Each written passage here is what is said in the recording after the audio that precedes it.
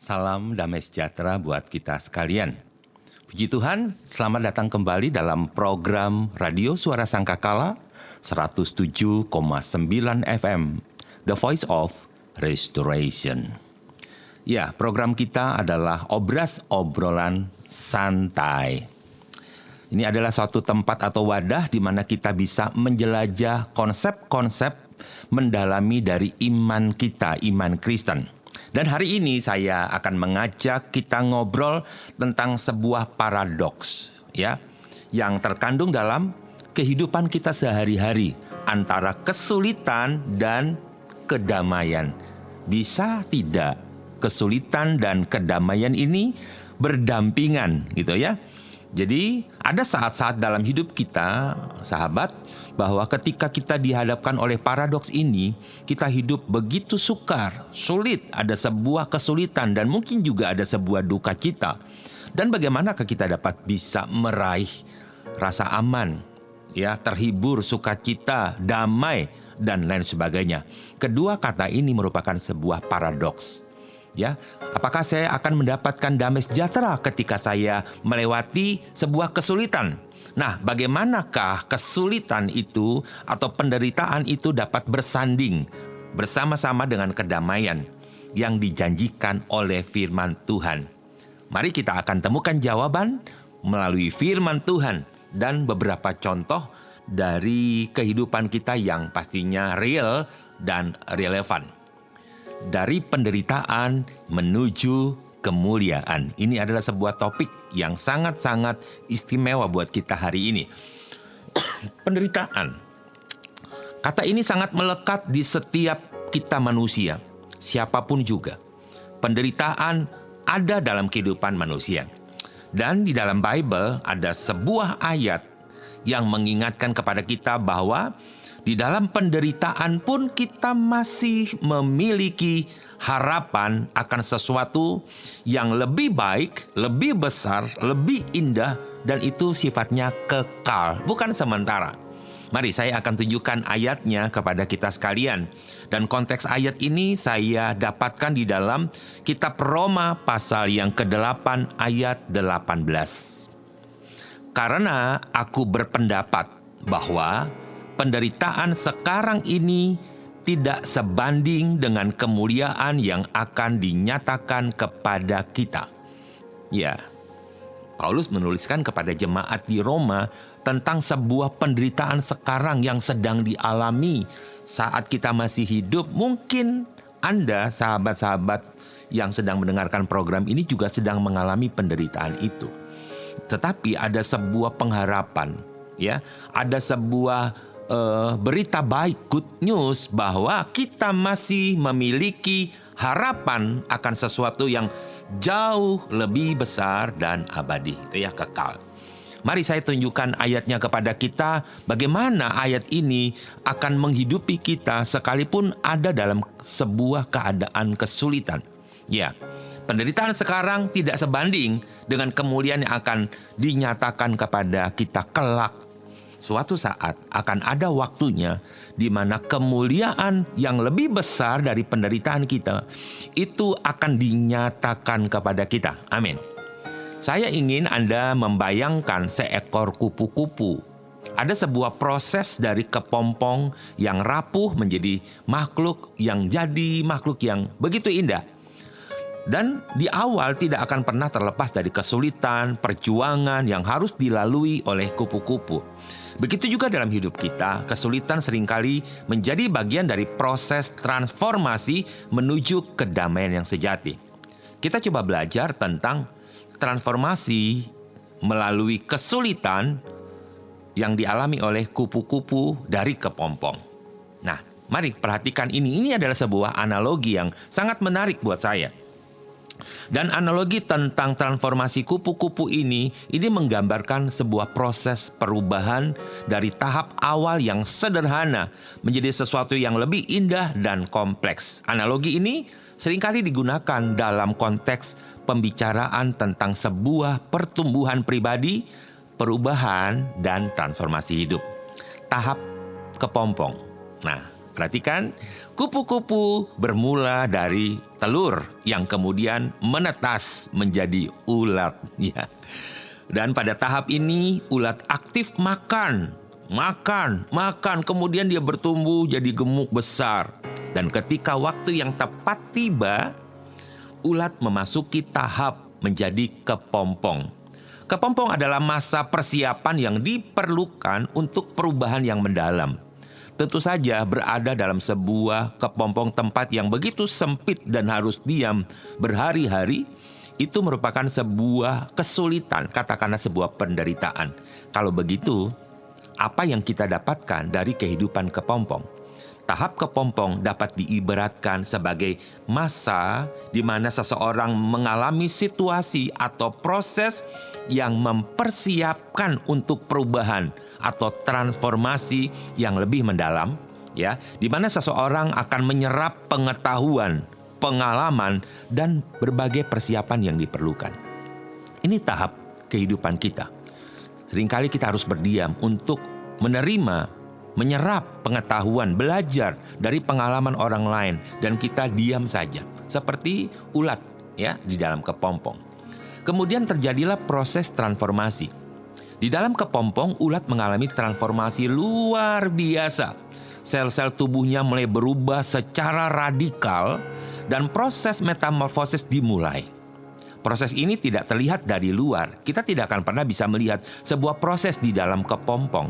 Tetapi di dalam kepompong terjadi perubahan besar.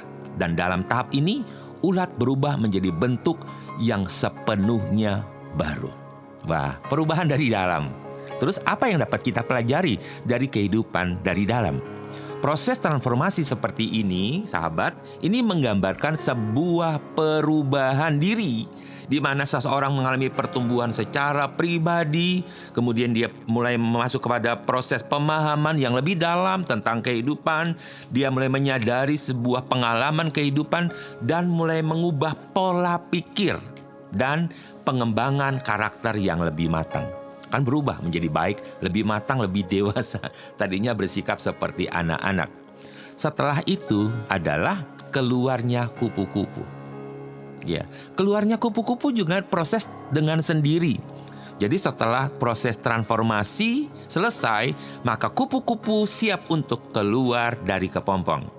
Proses keluar dari kepompong bukanlah mudah, tetapi melalui usaha, kupu-kupu akhirnya keluar dari batas-batas yang mengatasi dan mengikat dia dan muncul sebagai makhluk yang indah dan bebas untuk terbang.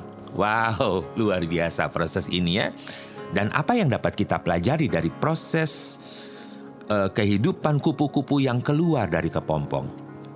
Momen keluarnya kupu-kupu dari kepompong ini mewakili saat seseorang mengalami perubahan drastis yang nyata. Dia dapat mengatasi hambatan.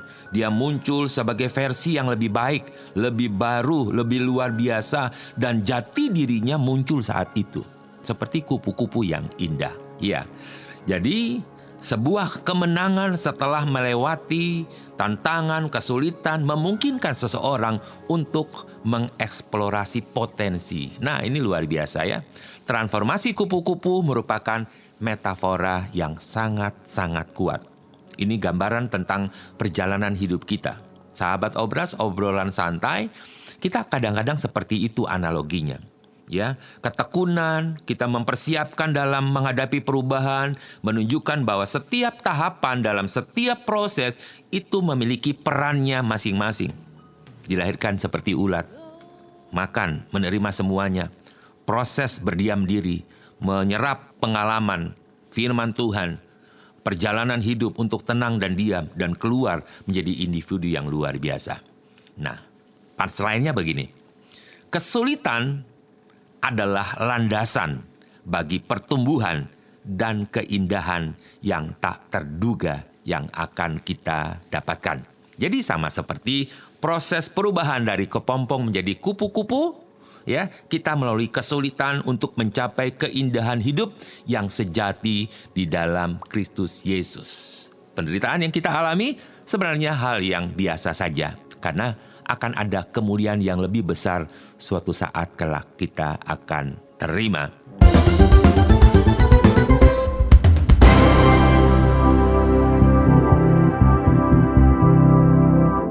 Kembali bersama program Radio Suara Sangkakala 107,9 FM, The Voice of Restoration. Program ini juga dapat Anda ikuti lewat Instagram, ya, YouTube, TikTok, dan juga Facebook Sangkakala Malang atau Suara Sangkakala Malang. Baik, jika engkau seperti kupu-kupu, ingatlah sebelumnya engkau adalah ulat yang menggelikan. Gitu ya. Baik, kita akan sambung kembali obrolan kita. Poin yang berikutnya adalah badai yang menerjang dan kemudian disusul oleh pemandangan pelangi yang indah. Kalau tadi kepompong itu ya, dari ulat yang menggelikan menjadi kupu-kupu. Ya, yang begitu indah. Nah, yang kedua ini badai yang menerjang kemudian disusul oleh pemandangan pelangi yang indah. Nah, demikian pula dalam kehidupan kita, kesulitan yang kita alami akan diikuti oleh rasa aman, rasa damainya Tuhan, shalomnya Tuhan.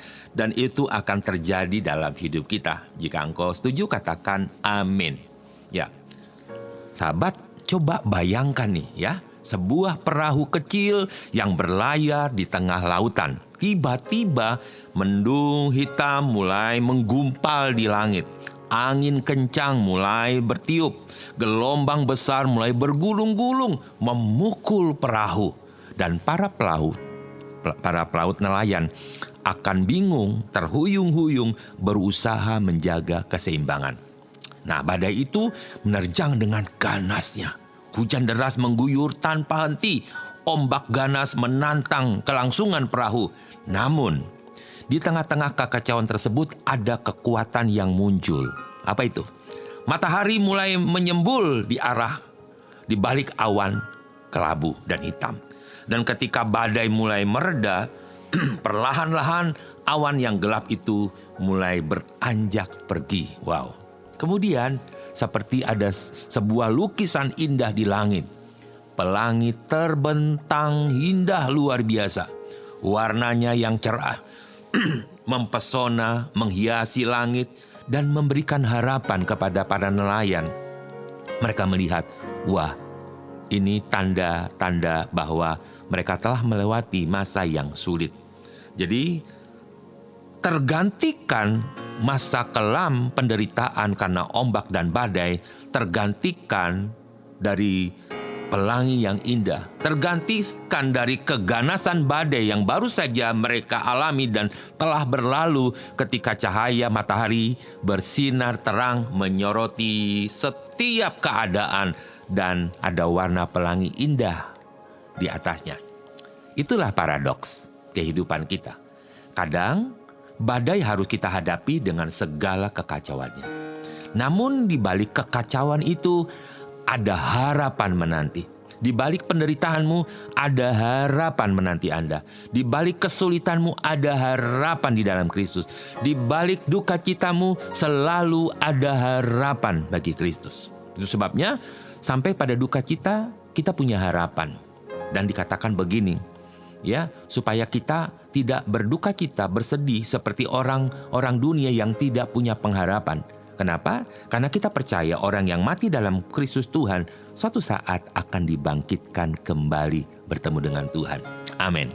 Ya, jadi ada sebuah tagline dari kisah badai ini.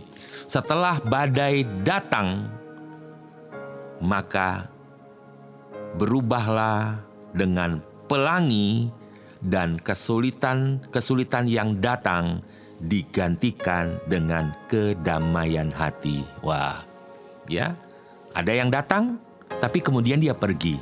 Kemudian yang datang kembali adalah pelangi indah dan suasana menjadi tenang kembali.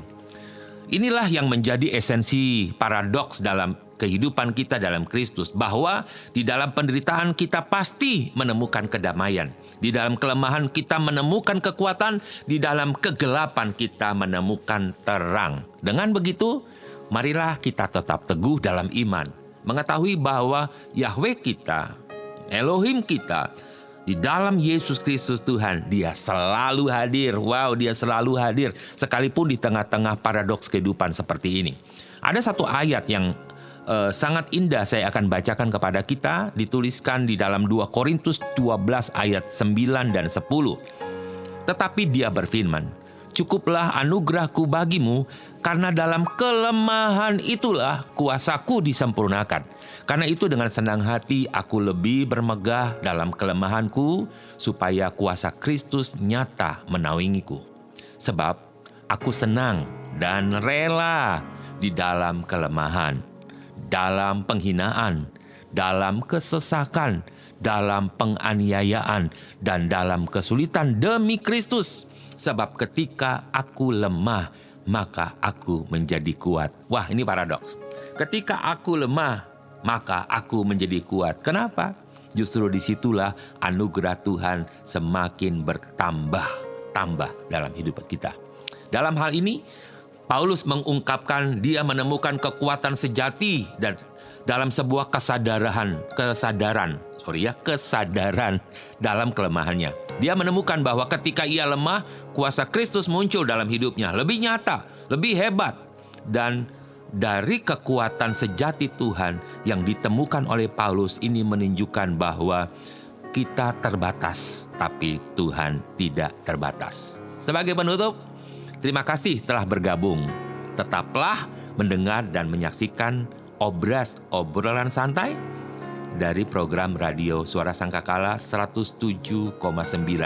Jadi mungkin Anda selalu mengingat saya dengan istilah kepompong. Dari ulat geli menjadi kupu-kupu yang indah. Anda juga mungkin mengingat saya tentang pelangi. Dari badai yang ganas berubah menjadi suasana damai aman bersama-sama dengan Yesus Kristus Tuhan.